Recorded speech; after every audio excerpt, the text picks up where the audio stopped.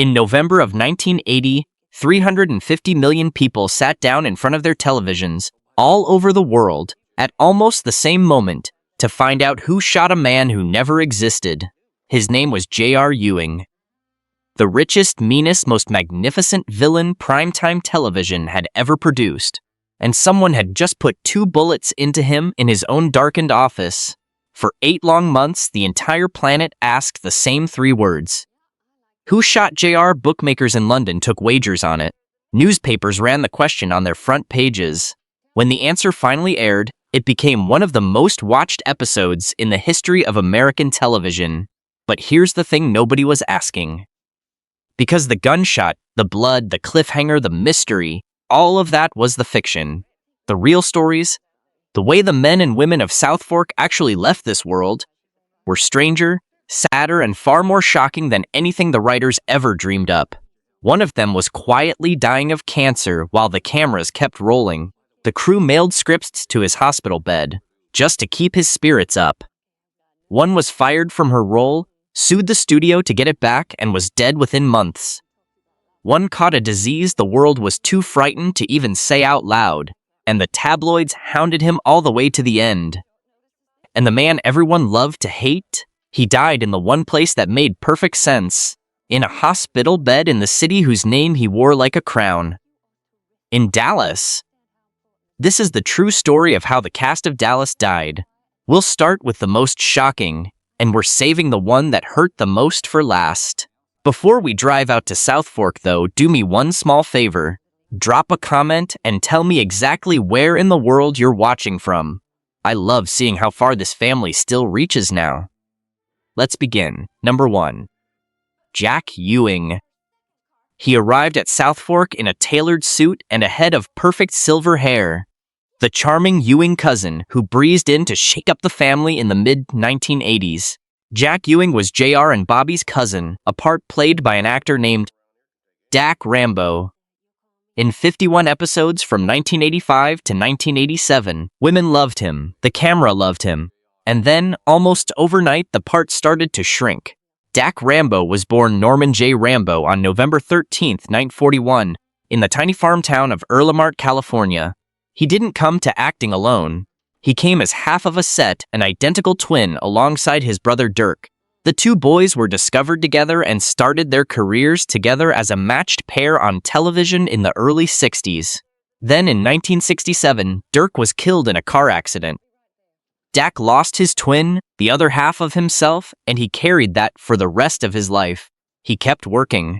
Westerns, soap operas, the whole machine of 1970s and 80s television, The Guns of Will Sonnet, All My Children, and eventually the biggest soap on the planet, Dallas. He was handsome, single, easygoing, and quietly bisexual, and that was the problem. Because Dak later said his role on Dallas began to fade because rumors were swirling that he was gay. In the 1980s, that whisper alone could end you, so they wrote his character out. He moved on to the soap Another World, playing a congressman, and for the first time in years he felt settled. Then in August of 1991, he went in for a test. He was HIV positive, he didn't hide, he didn't disappear. He called a press conference, told the world the truth, and walked away from acting for good. It's like freedom to me, he said about going public, freedom to finally stop pretending. But freedom came at a brutal price. The tabloids descended. One reporter who chased the story of Rambo's final months would later confess in his own memoir that the coverage was his personal moral bankruptcy. Even dying, Dak Rambo couldn't buy a moment of peace. On March 21, 1994, he died of complications from AIDS at the Delano Regional Medical Center, back in the part of California where he'd been born. He was just 52 years old. He went home to die where it all started. Jack Ewing strolled into the richest family in Texas, welcomed with open arms. Dak Rambo walked out of Hollywood in 1991, abandoned by an industry that was too afraid to be seen standing next to him. Number 2. Miss Ellie Ewing. If you only ever watched a single season of Dallas, the 1984 to 1985 season, you might be confused right now. Because for that one strange year, Miss Ellie Ewing, the gentle matriarch of South Fork, had a completely different face. That face belonged to one of the biggest movie stars of Hollywood's golden age, Donna Reed. She was born Donna Bell Mullinger on January 27, 1921, on a farm in Denison, Iowa, one of 5 children, raised on hard work and Methodist values. She took that all-American girl next door look to Hollywood and turned it into a career most actors would kill for. In 1953, she won the Academy Award for Best Supporting Actress for From Here to Eternity. She was Mary Bailey, the loving wife in It's a Wonderful Life. She had her own hit show, The Donna Reed Show, for years. By 1984, she'd been semi-retired for nearly 2 decades. Then Dallas came calling. The show's longtime Miss Ellie needed time away for health reasons, and producers asked Donna Reed to step in.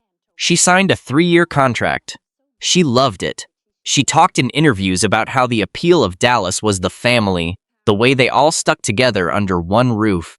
And then the original Miss Ellie got better and wanted her job back. Barely a year into a 3-year deal, Donna Reed was abruptly fired. She was stunned. She sued the production company for breach of contract, asking for millions, and the legal fight dragged on through 1985. She lost her bid to be reinstated, but eventually settled out of court for over $1 million. But money was never the point. Her own publicist said the court battle took a tremendous toll on her. It worsened her health. It ate at her. In December of 1985, she went into Cincinnati for surgery on a bleeding ulcer. And on the operating table, the doctors found something else. Pancreatic cancer. She was released on Christmas Eve and went home to Beverly Hills. On January 14, 1986, just 3 days after leaving the hospital, with her husband at her side, Donna Reed died. She was 64 years old. It was barely 7 months after the lawsuit settled. Miss Ellie Ewing was the woman who held a fractured family together through every storm. Donna Reed was thrown out of that family, fought with everything she had to get back in, and was gone before she ever could. Number 3. Jock Ewing. Before there was a JR, there was the man who made him. Jock Ewing, the gravel-voiced, iron-willed patriarch who founded Ewing Oil and ruled South Fork with a granite jaw and a hard stare. He was the foundation the entire show was built on, and the actor who played him, Jim Davis, was already a dying man. He was born Marlon Otho Davis on August 26, 1909, in Edgerton, Missouri. He played college football, served in the United States Coast Guard during the Second World War, and spent the next 30 years grinding through Hollywood as a working actor. Mostly B-movie westerns, the kind of rugged, dependable face you'd seen 100 times and could never quite name. Dallas changed that.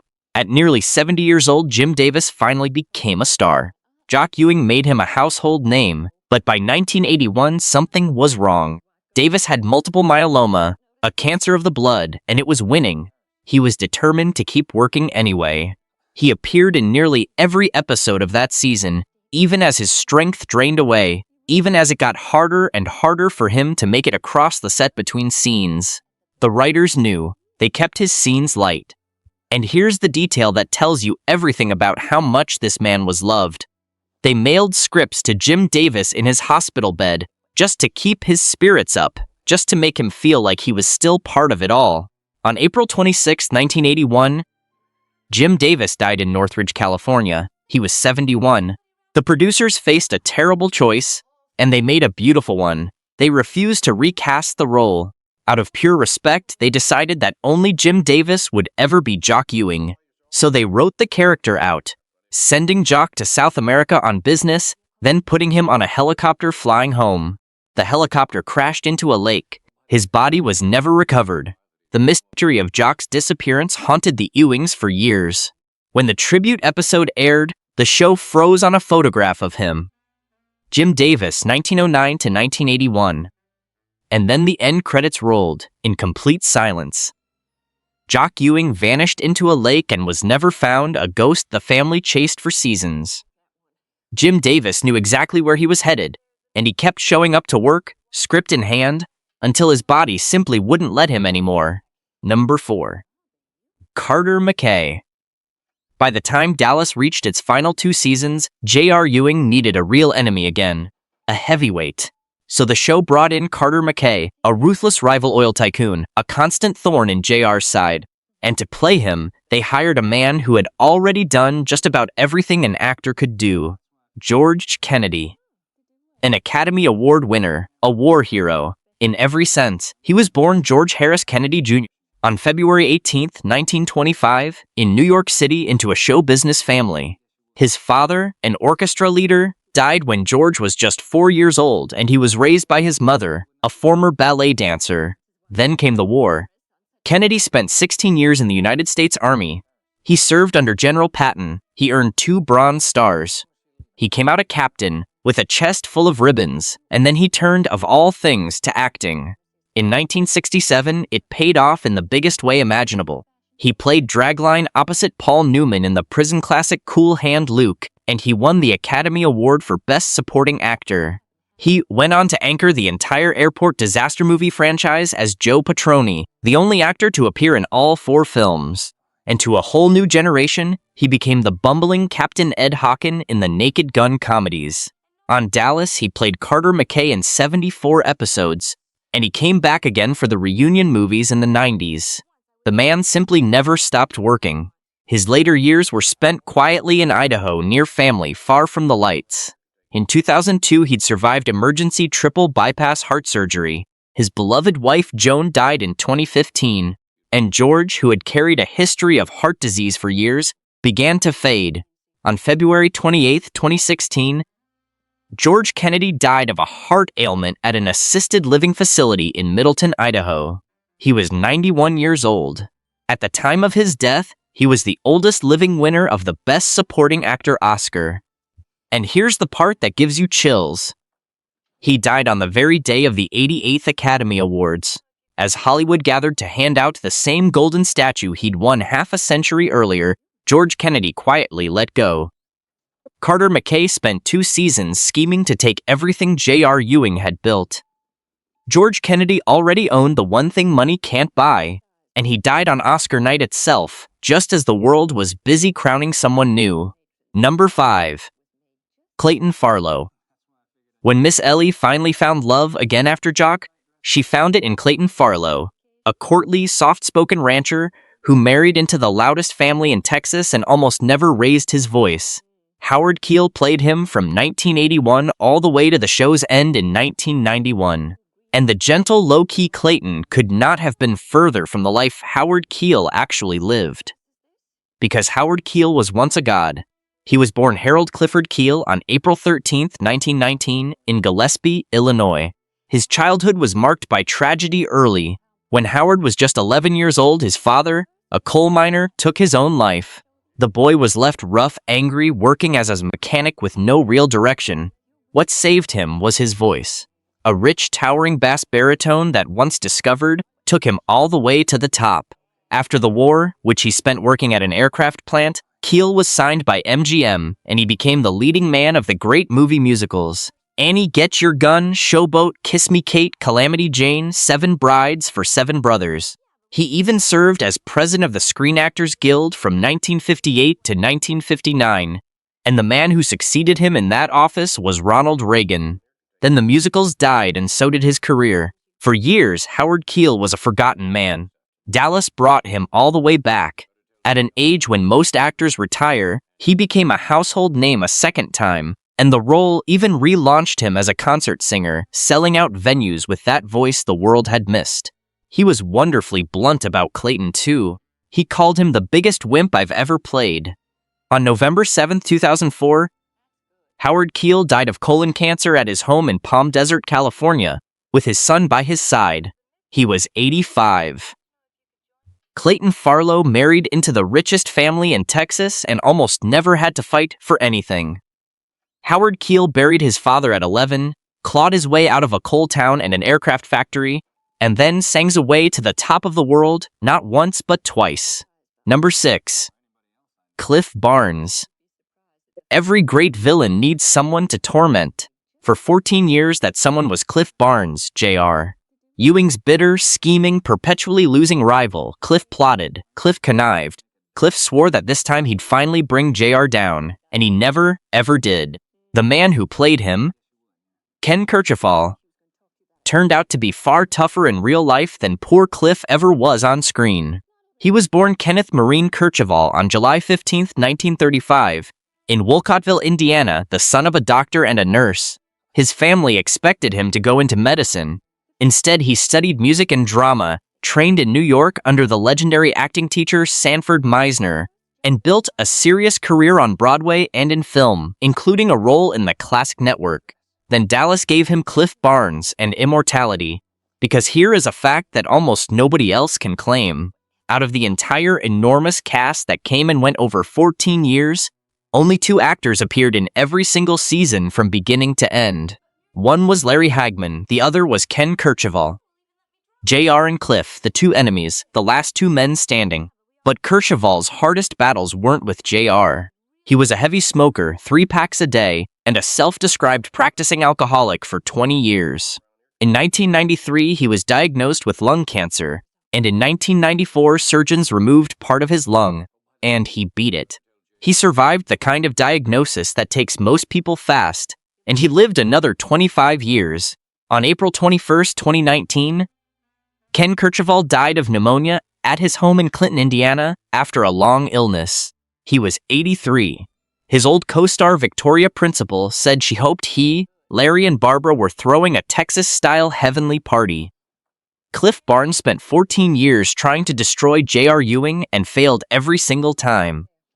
Ken Kercheval beat lung cancer, outlived almost everyone who ever shared that screen with him, and in the end was one of only 2 men who saw the whole story through to the finish. Number 7.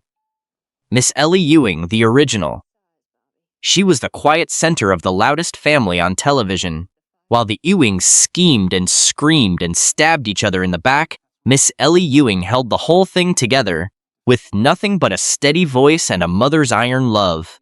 And the woman who played her was the most decorated actor the show ever had. Barbara Bel Geddes was born on October 31, 1922, in New York City, the daughter of the famous designer Norman Bel Geddes. She was a serious artist long before Dallas. She earned an Oscar nomination for I Remember Mama. She was the original Maggie the Cat in Cat on a Hot Tin Roof on Broadway. She starred for Alfred Hitchcock in Vertigo. By 1978, though, her career had cooled. She had nursed her late husband through a long illness, her savings were gone, and she has said she was flat broke when she took the role of Miss Ellie. That role gave her a 3rd act, and a distinction no one else on the show ever matched. In 1980, Barbara Bel Geddes won the Emmy for Best Lead Actress in a Drama. She remains the only Dallas cast member ever to win an individual acting award for the show. But the years took their toll. In 1984, she suffered a major heart attack. That's the reason Donna Reed stepped in for a season. She recovered, returned, and finally retired in 1990, walking away from Hollywood entirely to live quietly by the sea in Maine, where she painted and wrote children's books. There was one habit she could never quite shake. Barbara Bel Geddes was a lifelong smoker. Her co-stars remembered the makeup room so thick with her cigarette smoke that some of them asked to be made up elsewhere. On August 8, 2005, she died of lung cancer at her home in Northeast Harbor, Maine. She was 82. Miss Ellie Ewing was the gentle, unshakable heart of the Ewing family. Barbara Bel Geddes won the only acting trophy Dallas ever earned, then turned her back on all of it to paint quietly by the ocean, until the one thing she could never give up finally caught up with her. And now we come back to him, the man we started with, the man the whole world wanted to shoot. J.R.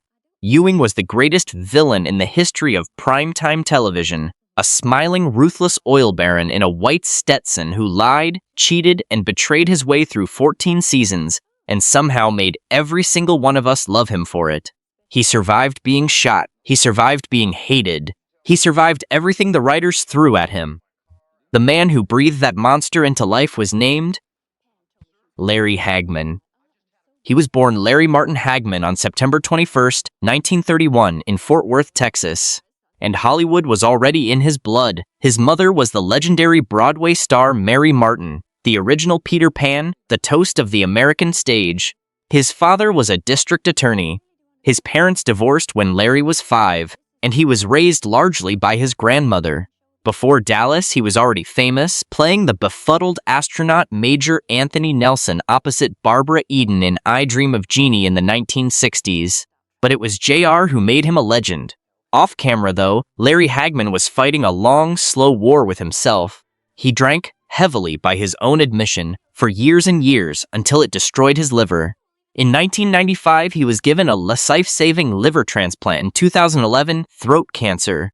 And in the summer of 2012, while filming the brand new TNT revival of Dallas, back as JR, older, but still magnificent, he was diagnosed with a blood disorder that rapidly became acute leukemia. He kept filming anyway. Because of course he did. On November 23, 2012, Larry Hagman died at Medical City Dallas Hospital. He was 81 years old. He died, fittingly, in the middle of playing JR. One last time, in his beloved Dallas, the city whose name he wore for 30 years. And he did not die alone. His best friend of 35 years, Linda Gray, Sue Ellen, JR's long-suffering wife, was right there at his bedside. So was Patrick Duffy. He was the Pied Piper of life, Gray said, and brought joy to everyone he knew.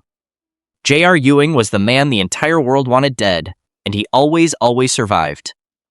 Larry Hagman finally met the one enemy JR never had to face, and he met it the way he lived, surrounded by the people who loved him in the city he'd made famous, going out as the only man who could ever truly be JR.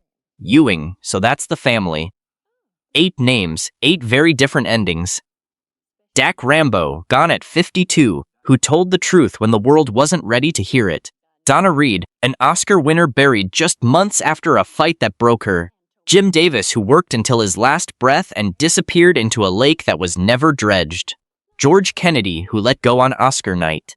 Howard Keel, the coal miner's son who became a god twice over. Ken Kercheval, the eternal loser who in life outlasted them all. Barbara Bel Gez, the only one of them the show ever honored, who walked away to the sea. And Larry Hagman, Jr., himself, who died in his beloved Dallas with his oldest friend holding his hand. And not everyone is gone. Patrick Duffy, who played Bobby, is still with us. So is Linda Gray. So is Victoria Principal. So is Charlene Tilton, little Lucy Ewing. And Mary Crosby, the woman who pulled the trigger on JR in the first place, is alive and well. The shooter outlived the man she shot by more than a decade. Here's the thing about Dallas. We tuned in for the fiction, the betrayals, the cliffhangers, the gunshots in the dark. But the real lives behind those famous faces were every bit as dramatic. Real cancer, real courage, real love, real loss. The cameras stopped rolling in 1991. The stories never did. So now I want to hear from you. Of all 8, which death hit you the hardest? Drop it in the comments. I read them all. And if this is the kind of story you want more of, you know what to do. Subscribe and stick around, because there's another cast, another show, another set of true stories waiting just down the road. I'll see you there.